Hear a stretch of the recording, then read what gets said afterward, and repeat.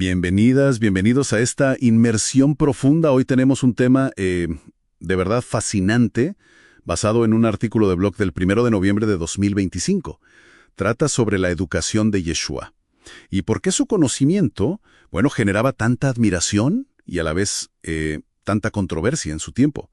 Nuestra misión es entender ese contexto, ¿no? El educativo de la época y la singularidad de la enseñanza de Yeshua que parece estar fuera de las estructuras formales. Porque, a ver, en tiempos de Yeshua estaban estas dos grandes escuelas rabínicas, ¿verdad?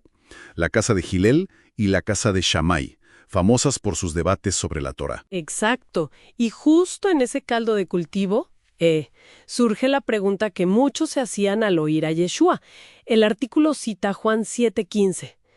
¿Cómo sabe este letras sin haber estudiado? Y esa pregunta tiene miga. Letras no era solo saber leer, era, el conocimiento profundo de las escrituras. Y sin haber estudiado, pues apuntaba directo a eso, no haber pasado por la educación rabínica superior, la formal. Claro, porque no es que no existiera ninguna educación. Si había una base, ¿no? El artículo menciona el Beit Sefer, la casa del libro. Chica. La fuente dice que después del 164 a.C., más o menos, se impulsó mucho que los niños judíos fueran al Beit Sefer. Iban como de los 6 a los 12 años, usualmente en la sinagoga local. Ahí aprendían a leer, escribir y sobre todo las escrituras, lo básico. Es muy probable que Yeshua fuera al de Nazaret.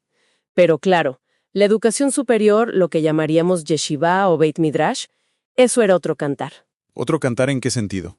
Pues que a menudo estaba asociada al templo o a rabinos muy famosos. Era costosa, requería dedicación total, era estudiar a los pies de un maestro. El ejemplo clásico que pone el texto es Pablo con Gamaliel, que era nieto de Hillel nada menos. Ahí está el punto, porque aquí es donde la cosa se pone interesante con Yeshua. Sabemos que dialogó con los doctores de la ley a los 12 años. Uno pensaría, este chico va para rabino. Pero no, volvió a Nazaret. Y años después, cuando empieza a enseñar y hacer milagros, la gente de su propio pueblo, como dice Marcos, se queda perpleja. Decían, ¿de dónde saca estas cosas? ¿Y qué sabiduría es esta que le ha sido dada? O sea, notaban algo grande, pero no le encontraban el origen académico esperado. No tenía las credenciales. Precisamente, esa era la clave. Esa falta de, acreditación formal es lo que llevaba a los líderes religiosos a enfrentarlo directamente. Mateo lo recoge muy bien cuando le preguntan, ¿con qué autoridad haces esto? ¿Quién te dio esta autoridad? Buscaban el título, la afiliación, la escuela, las credenciales que él simplemente no presentaba como ellos esperaban. Entendido.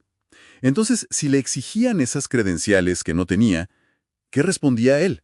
Si su autoridad no venía de Hillel, ni de Shammai, ni de ninguna escuela reconocida, ¿de dónde decía él que venía?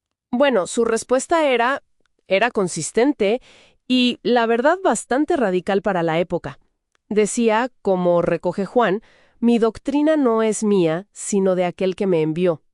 Siempre apuntaba al Padre, a una fuente divina directa. Se saltaba, por así decirlo, toda la estructura académica humana. Y el artículo sugiere algo muy interesante. ¿Qué sugiere?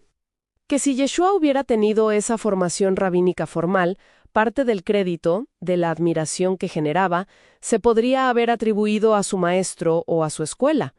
Pero al no ser así, el origen de su autoridad quedaba en un plano completamente diferente, divino. Y eso, fíjate, que parece extenderse a sus discípulos más cercanos.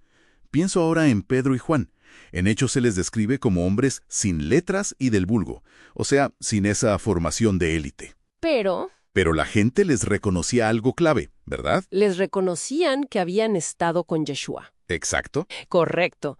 Y el artículo usa justamente ese pasaje para subrayar la idea central, que la instrucción divina, la autoridad espiritual, no estaba limitada a las estructuras educativas formales que a menudo eran de élite.